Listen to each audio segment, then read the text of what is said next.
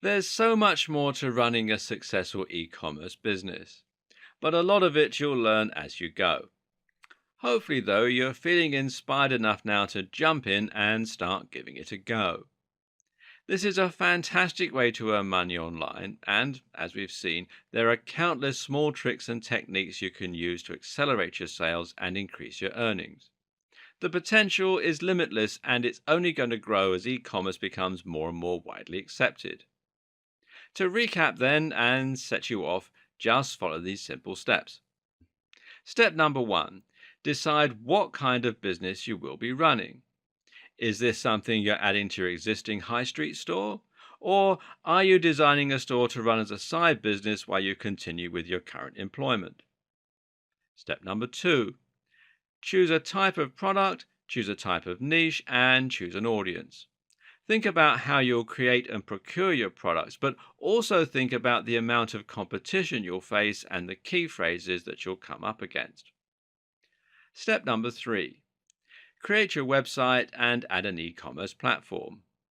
Use WordPress and either WooCommerce or Shopify for the majority of scenarios.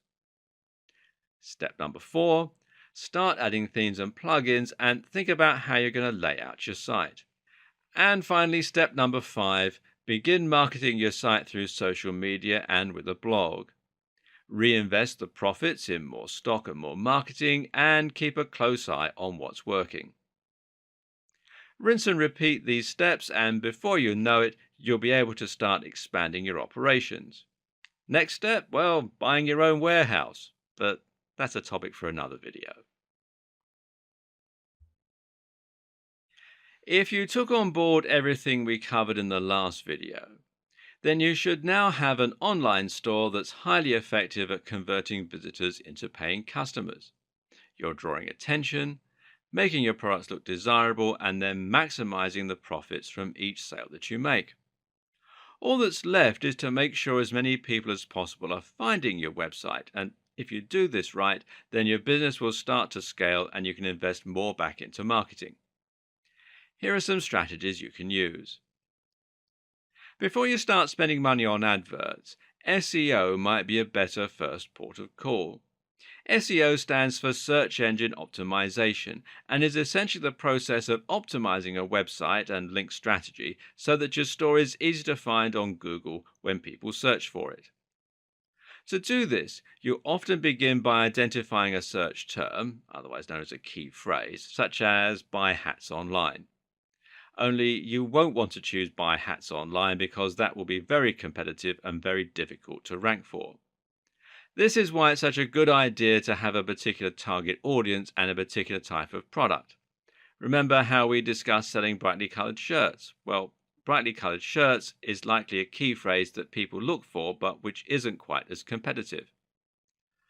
To start ranking for this term, you need to ensure that you have a well-optimized website, meaning it's fast, mobile friendly, and easy to navigate, and that you include the keywords you've selected in your descriptions and on your blog occasionally. Aim for around 1% density, so for every 100 words you can include the key phrase once. It's also useful to include it in headers and meta descriptions, and then to try and build as many links as possible on relevant websites. Now, this might mean getting a fashion blog to link to you, for example. You might be able to do this by providing them with free content, which is called guest posting. And speaking of content, content marketing is also a fantastic tool you can use. This basically means you're running a blog and the aim is to get people to subscribe and to look for your site when they want information relevant to your industry. So if you sell gardening tools, you should have an authoritative blog on gardening that people can subscribe to. In doing this, you'll now have an audience that trusts your recommendations and that listens to what you say. You can now recommend them your own products and even provide them with special offers. Email marketing goes hand in hand with content marketing. Try to build the trust of your audience to the point where they're happy to hand over their contact details, then subtly sell your products to them. Building an audience for your blog is, of course, the tricky part, but you can do this by running a social media account and by using SEO. And speaking of social media, this can also be used to directly sell your products. One great way to do this is by promoting the value proposition and the lifestyle that your products support. So, if you want people to buy your fitness books, this might mean running an Instagram account that includes lots of pictures of you training in the gym. You can also use influencer marketing this way. Why not get a big Instagram star to post a photo with one of your products? You can even sell directly through several social media channels. Pinterest, for example, now lets you sell straight through your account, and so does Facebook if you use the right WooCommerce plugin or Shopify plugin for your page. Don't be afraid to ask your friends to share your page and your special offers either. Note that with both content marketing and social media, the main objective is to provide value. If you don't do that, people won't follow you and you won't have an audience to sell to. PPC is pay-per-click marketing. This is an excellent tool for getting more sales, but it costs money. Basically, these platforms charge you only when someone clicks on an advert. This means that if the adverts don't work, then you won't be charged anything. You can set a minimum cost per click, though the more you're willing to spend, the more your advert will show up in competitive niches. The biggest ad platforms for PPC are Google AdWords, meaning your advert appears on Google, and Facebook ads. And they must work. Amazon spends up to $1 million a day on AdWords. And particularly useful is the remarketing feature of AdWords that lets you advertise products that people have previously considered buying back to your old visitors when they're on other sites. Now that you have your store, you're probably excited to start designing it and selling it. Creating websites using these kinds of tools is a lot of fun because all the technical stuff is done for you. All you need to worry about is choosing the themes that you like the look of, deciding what colors to use, etc., etc. But don't get too carried away. While it's true that you can have a lot of fun here, remember that the end objective is to sell more items.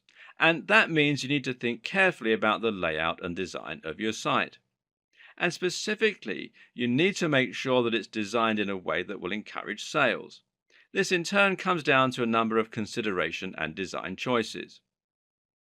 If you were the manager of a high street store or a supermarket, then a big part of your job would be to decide how to lay out all of the products in that store so that they would sell optimally. This means getting people to walk through specific aisles in order to find the best sellers, thereby being exposed to other products they might be interested in but hadn't considered. In other words, the way you set out a brick and mortar store can end up having a big impact on the number of sales you make, and this comes down to basic psychology. Of course, there aren't quite as many factors for you to consider if you're going to be selling products online, but there are still some ways that you can influence the decisions of your buyers. Now, here are just a few things to keep in mind. One very important consideration for your store is the security and the barriers to sale. Remember, right at the start of the series, we discussed the growth of e-commerce and why it hasn't already grown beyond brick and mortar sales. The reason? Well, people are still concerned about spending money online. If you want to sell to the broadest range of people possible, you need to ensure your site looks official and trustworthy. This is why it's so important to use a professional looking design and to create a professional looking brand with a high quality logo. Something as simple as a low resolution image, a typo, or copyright 2010 can make your website look less trustworthy and cause people to leave.